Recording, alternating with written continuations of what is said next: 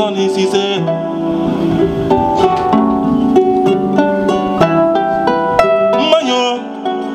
Manyo beku mole futo mankombozi.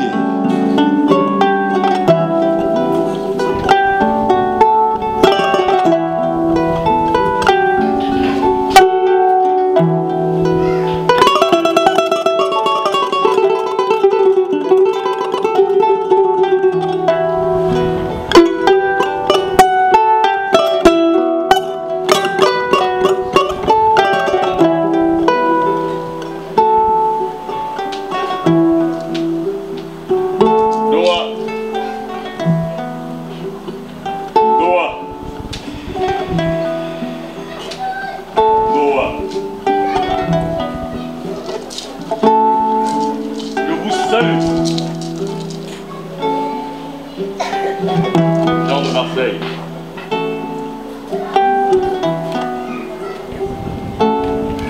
Je vous salue. Gens de cet espace. Le conteur est un voyageur. Un voyageur qui passe son temps à découvrir des expériences. Un voyageur qui passe son temps à partager la sagesse. Un voyageur qui passe son temps à écouter les êtres. Aujourd'hui, je me retrouve parmi vous. En mémoire de nos ancêtres, de nos grands-parents,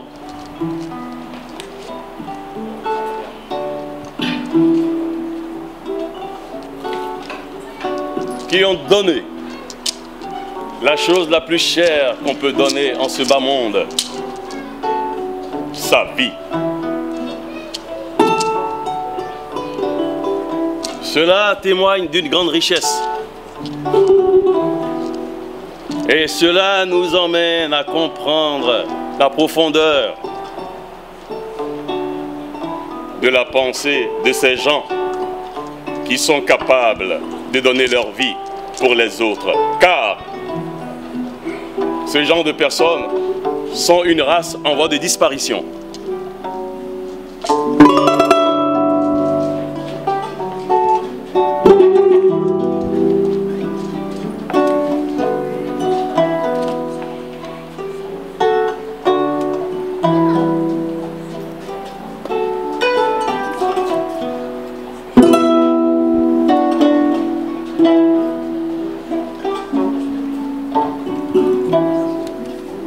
Je vais vous raconter une histoire.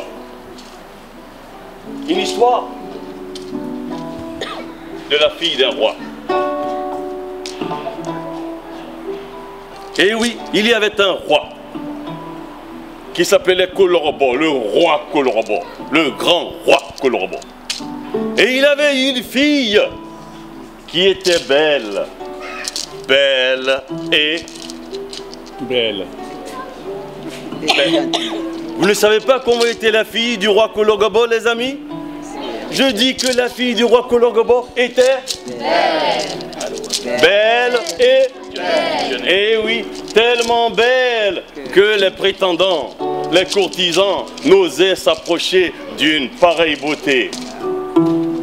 Comme quoi, des fois, les qualités peuvent nous créer des problèmes. Et ça, il y a beaucoup de femmes qui doivent le savoir. Et oui, nos qualités, des fois, peuvent nous créer beaucoup de problèmes. Et c'était le cas de la fille du roi Colorobo, qui était belle, belle et... et tellement belle qu'elle ne trouvait pas de mari. Alors, le roi Colorobo, comme tout bon père, qui voulait que sa fille trouve un époux, convoqua tous les jeunes célibataires de son royaume. Et leur dit: je vous invite ouvertement à faire acte de candidature pour épouser ma fille, car je voudrais maintenant qu'elle trouve un mari. Mais cette fille qui était belle et était aussi très difficile, malgré tous les présents que lui apportaient tous les prétendants, malgré tous les poèmes. Il y avait des prétendants de tous les genres. Il y avait des prétendants comme mon frère Bassissoko qui arrivaient avec leurs instruments, oui, et qui lui composaient des poèmes d'amour, mais elles ne succombaient pas pour autant à leur charme. Il y en avait qui arrivaient avec des malles pleines de pièces d'or. Non plus, il n'arrivait pas à faire chavirer son cœur. Il y en avait, comme moi, qui essayaient de bien parler, mais eux non plus n'y arrivaient pas. Et tous les jeunes célibataires du royaume sont passés et aucun n'avait réussi à faire chavirer son cœur. Alors, le roi, comme tout bon père, décida d'agir par... Alors, à votre avis, il va agir par quoi? On va voir s'il y a des grands sages. Oui, par... Il va choisir pour elle. Voilà. Donc, il décida, merci madame, il décida d'agir par autorité. Voilà, c'est moi le père et c'est moi le roi. Alors, c'est très simple. Je vais définir les règles du jeu. Celui qui voudra épouser ma fille, car elle est à marier, devra accepter tout simplement, que si d'aventure elle arrivait à décéder avant lui, de la conduire dans la tombe et d'y aller avec elle. Donc le candidat qui serait prêt à mourir en même temps que la princesse et être enterré en même temps qu'elle le jour de son décès serait celui qui aura sa main. Et alors l'annonce fut envoyée. Les Djélis, ils ont tapé le tam-tam à fond.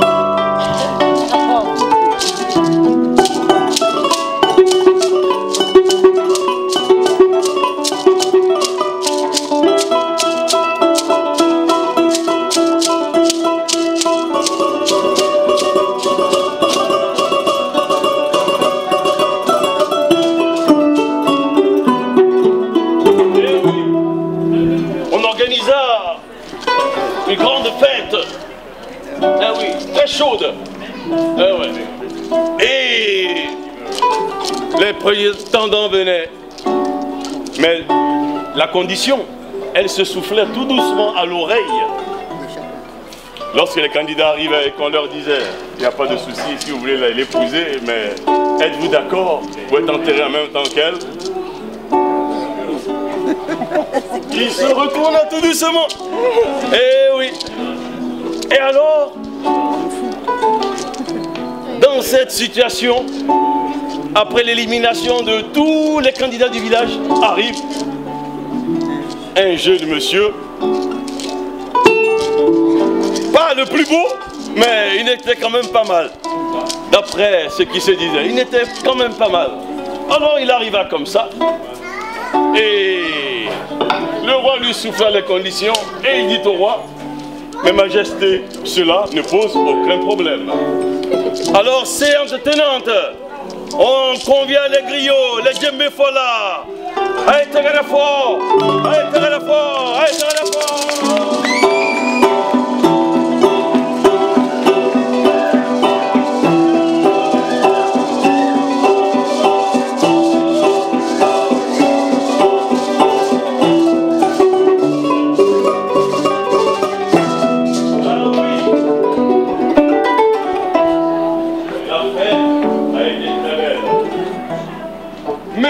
Pendant cette fête, un fait impressionna tous les invités. Le jeune marié à chaque fois qu'on lui présentait un plat, vous savez très bien comment c'est une fête de mariage. Il y a au moins 300 plats différents qui sont présentés aux mariés. Mais à chaque fois qu'on lui présentait un plat, il goûtait une fois. On lui demandait c'est bon? Ah oui, très bon. Ah mais alors prends-en encore? Ah non. Et pourquoi donc lui demanda le roi? Mais parce que moi, j'ai une coutume dans ma famille qui dit que j'ai pas le droit de faire une chose 2 fois. Alors moi, tout ce que j'ai fait dans ma vie, c'est une seule fois. Donc, il passa en revue donc les 300 mets qui lui étaient présentés en prenant une seule fois dedans. Après quoi, le mariage fut célébré. Le roi était quand même content d'avoir enfin un gendre. Alors, il a dit qu'à cela ne tienne, à chacun son caractère, n'est-ce pas mesdames? Hein, chacun son caractère. Il faut prendre quand on aime quelqu'un, on le prend comme il est. Voilà, donc il était comme ça. Donc la princesse l'a prise comme ça. Le roi l'a prise comme ça. Même nous-mêmes on l'a prise comme ah, tout le monde l'a prise comme ça. Et donc, il a mis sa main comme ça. Comme ça, voilà, comme ça là. Et il est parti avec sa femme dans son village. Car lui n'était pas du même village que le roi. Il est parti avec sa femme. Malheureusement, quelque temps après, la nouvelle tant redoutée qu'on ne voulait pas attendre, mais qu'on savait qu'il allait arriver un jour ou l'autre, arriva. Un émissaire vint annoncer au roi que sa fille venait de perdre la vie. Aussitôt, le roi envoya une délégation récupérer le corps et ramener son gendre et toute sa famille là, dans la cour royale, pour que, enfin, on célèbre des obsèques dignes du rang de la princesse. Et après toutes les civilités, les cérémonies d'usage en de telles circonstances, arriva le moment fatidique de se séparer de la défunte. Alors, les gens, ils avaient pris soin de tailler un très beau cercueil pour la princesse. Mais vous savez, quand on fait les choses, on les fait par habitude. Les gens qui taillent les cercueils, ils ont l'habitude de fabriquer les cercueils pour une personne. Ils n'ont jamais fabriqué un cercueil pour 2. Alors quand on leur a dit fabriquer un cercueil pour la princesse, ben, ils ont fabriqué un beau cercueil, oui, un cercueil de princesse, mais qui ne pouvait accueillir qu'une seule personne. Alors quand on mit la princesse dedans, et que au moment fatidique, le roi regarda avec un air très grave le gendre pour lui dire: bon, mon gendre, le moment est venu de rejoindre ta femme conformément à la promesse que tu as faite. Il a dit: pas de souci, pas de souci, mon cher roi. Il s'est déplié et il s'est couché à côté. Alors, est-ce que vous croyez qu'un cercueil qui est fait pour un peut en contenir 2? Ah mais les gens ils ont vu qu'on ne pouvait pas le fermer ce cercueil. Alors on a dit: ah non non non, il faut sortir parce qu'il n'y a que lui qui pouvait sortir. Alors ben, il faut sortir, on va essayer d'agrandir le cercueil. Pas 2 fois. Voilà. Ok, ben pas de souci. Et le voilà qui ressort. Et les artisans font leur travail. Et quelque temps après, on ramène un beau et grand cercueil. Et là, le roi lui dit: bon, mon gendre, maintenant, accomplis ton devoir afin que nous en finissions avec cet enterrement. Et là, les gens lui disent: ben, ah, mon cher roi, vous vous rappelez bien que moi, j'ai une coutume à laquelle je ne peux déroger. Dans ma vie, je fais toute chose qu'une seule fois. Et là, vous m'avez demandé de me coucher, je me suis déjà couché, je ne peux plus le faire.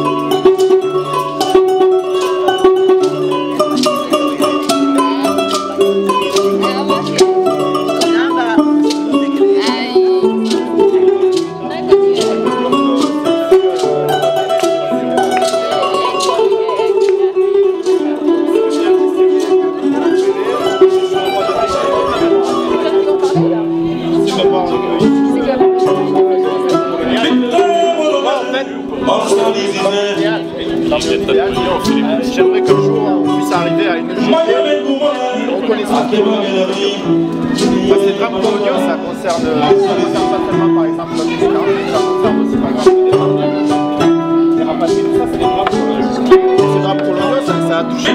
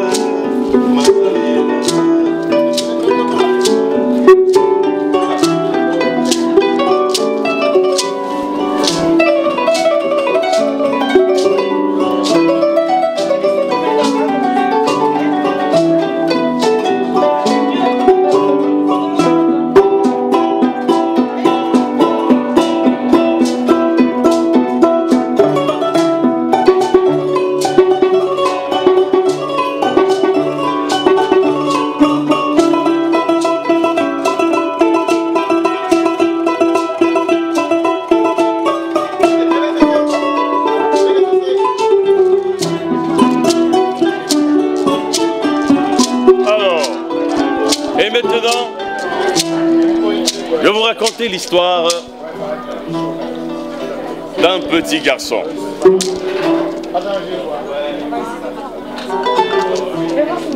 Un petit garçon qui s'appelait Kiaoulé. Kiaoulé en bambara, ça veut dire, si on veut traduire en mot à mot, l'enfant rouge. Mais l'enfant rouge, ça veut dire celui qui a un teint bien clair, lumineux. Alors, ce petit Kiaoulé là, il avait un père spécial. Parce que dans son école, il y a des enfants qui avaient des parents, en guillemets, normaux, qui exerçaient le métier d'instituteur, de comptable, de médecin, de charpentier, d'architecte, de professeur, de député, de tout, voilà, mais de tout. Les gens avaient des professions normales. Mais lui, ce petit-là, son père avait pour profession la profession de menteur. Son père avait 3 doctorats en mensonge. 3 doctorats. Il ne savait faire que mentir. Parce que, naturellement, il avait hérité le mensonge de son père, qui lui-même était un menteur. Et son père l'avait hérité de son grand-père, qui lui-même était un menteur. Et le grand-père l'avait hérité de l'arrière-grand-père, qui lui-même était un menteur. Et l'arrière-grand-père l'avait hérité de l'arrière-grand-père, qui lui-même était un menteur. Il descendait d'une très grande lignée de menteurs. Mais naturellement, il ne savait rien faire d'autre. Il ne savait faire que mentir. Mais cela posait des problèmes à notre petit Kiaoulé. Dans la cour de récréation comme ça, Kiaoulé, il vient voir, comment vous appelez? Voilà, il vient voir Nini. Mais Nini, tu viens jouer avec moi? Non, je ne joue pas avec toi. Mais pourquoi? Mais parce que je ne vais pas jouer avec un fils de... Aïe, aïe, aïe, aïe, aïe, aïe, aïe. Il vient encore voir l'autre. Comment vous appelez? Voilà, Jérémy, tu veux jouer avec moi? Mais pourquoi? Mais même Jérémy ne veut pas jouer avec moi parce que mon papa était menteur. Mais je vais chercher quelqu'un. Comment vous appelez? Vous voulez jouer avec moi? Même Maïsata ne veut pas jouer avec moi parce que mon papa était... Aïe, aïe, aïe, aïe, aïe, aïe, aïe, aïe. Alors, vous imaginez ça? Un petit comme ça, il n'a pas de camarades à l'école, il n'en a pas à la maison, parce que tout simplement son papa a pour profession menteur. Alors, quand il revenait de l'école, le papa dit, alors, Kiaoulé, tu as bien travaillé à l'école? Mais réponds, tu as bien travaillé? Oui. Mais pourquoi tu dis oui comme ça là? Mais papa, parce que j'ai bien travaillé, mais ça va pas. Mais qu'est-ce qui va pas? Qu'est-ce qui va pas? Mais ce qui va pas, c'est que papa, vraiment, il faut faire un effort. Il faut chercher un métier comme les autres. Hein? Quand même, il faut faire un effort. Il dit, mais attends, qu'est-ce qui te gêne? Mon métier me permet de bien gagner ma vie. Est-ce que tu n'es pas bien? Est-ce qu'il te manque de fourniture? Non. Il te manque de vêtements? Non. Alors, qu'est-ce que tu veux encore? Papa, en tout cas, si tu changeais de métier, ce sera mieux pour moi. Et tous les jours, c'était comme ça. Et puis un jour, comme on dit toujours, il y a... Quand on remplit un verre, on peut remplir, hein? Mais à un moment donné, c'est une seule goutte qui fait que ça verse. Et un jour, cette goutte-là, elle est tombée dedans. Et là, le papa, il n'a pas essayé de convaincre le petit Tchaoulé. Il est rentré en colère. Il a dit, bon, mon petit Tchaoulé, comme tu veux que je change de métier, je vais te poser une question. Pourquoi tu veux que je change de métier? Il dit, pour que les gens me regardent autrement, qu'ils me regardent bien aussi une fois. Ah, Dieu le papa, c'est donc à cause des gens que tu veux que je change de métier? Un métier que j'ai hérité de mon père, qui lui-même l'a hérité, de mon grand-père, qui lui-même l'a hérité de mon arrière-grand-père? D'accord.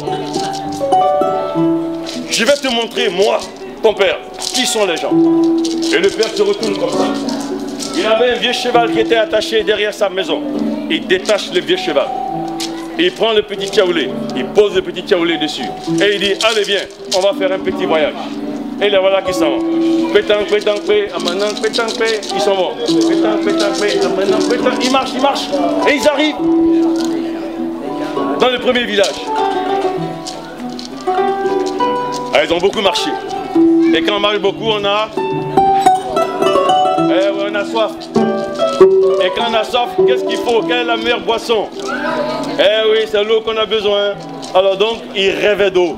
Ça veut dire qu'il marchait, mais il ne voyait que de l'eau. Il ne voyait plus le chemin, il voyait de l'eau.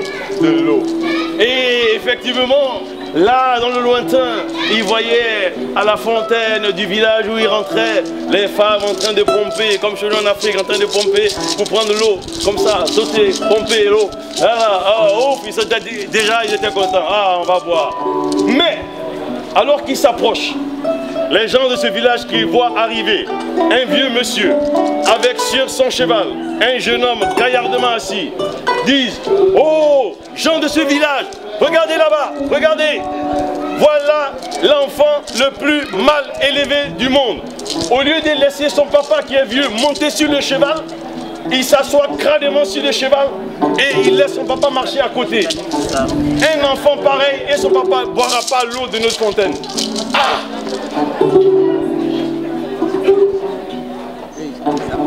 Le père regarde Tchaoulé. Il dit, mais tu as gâté notre affaire? Mais on a soif, hein? Alors comment on va faire? Le papa dit, c'est très simple, Tchaoulé. Ils ont dit que tu t'assois crânement dessus. Moi je vais m'asseoir et toi tu vas tirer le cheval maintenant. Voilà, j'ai assez marché. Ok. Le père se met à la place de Tchaoulé et Tchaoulé attrape la bride et il marche. Et il marche et ils arrivent enfin au deuxième village. Au deuxième village, ils arrivent à la même fontaine, parce que chez nous c'est comme ça. L'entrée de tous les villages c'est d'avoir la fontaine. Donc quand ils ont vu la fontaine de loin, ouf, enfin, on a trop marché, on n'a pas encore bu, on va enfin boire. Et là, les gens de ce village, les voyant arriver, crient comme ça, oh, gens de ce village, regardez là-bas, voici le papa le plus mauvais de la terre. Au lieu de laisser son fils qui est petit, qui n'a pas de force, monter sur le cheval, lui-même il monte sur le cheval et il laisse le pauvre petit en train de peiner dans le soleil. Un papa aussi mauvais ne boira pas l'eau de notre fontaine. Ah! Comment ils vont faire? Alors maintenant ils vont faire quoi à votre avis? Oui? Ils vont descendre tous les deux. Ben oui. Et ils n'avaient pas d'autre choix. C'est ce qu'ils ont fait. Ils ont commencé à marcher tous les deux. est en train de tirer le cheval par la bride. Et les voilà qui arrivent dans le troisième village. Et là, toujours à la même place à la fontaine. C'est le lieu de réunion des femmes, entre-temps, il vous dit. C'est là-bas, ils font les réunions des femmes chez nous, à la fontaine. Si vous voulez entendre tous les commérailles là, c'est pas chez le coiffeur, à la fontaine. Voilà. Toutes les affaires coulent là-bas. Et oui, ça coule à la fontaine. Alors, arrivé à la fontaine aussi, c'est là-bas que toutes les affaires. Dans le troisième village, les gens qui vont y arriver, deux personnes qui marchent et qui tiennent le cheval par la bride. Ils disent, wow, wow, wow, wow, wow, wow, gens de ce village, regardez là-bas. Voici les deux personnes les plus idiotes de la terre.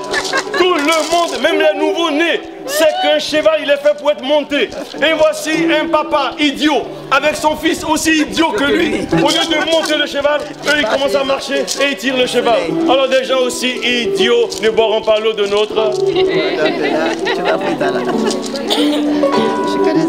Alors, là, le degré de soif était arrivé à la limite. Il ne pouvait plus continuer. Le papa, il dit, mon fils, on rentre à la maison. Et dès qu'ils sont rentrés à la maison, il l'a fait asseoir.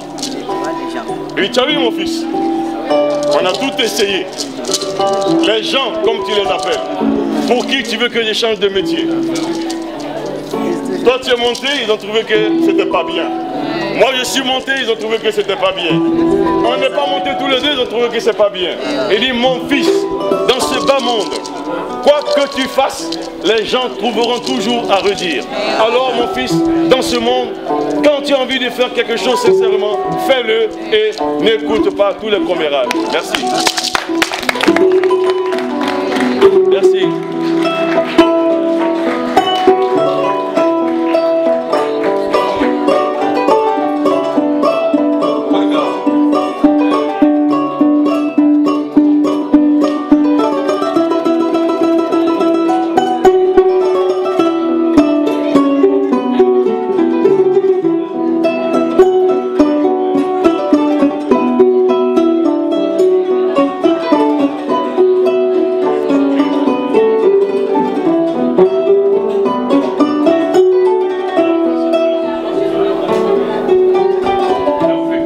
Victor Molonade, Mansani Cissé.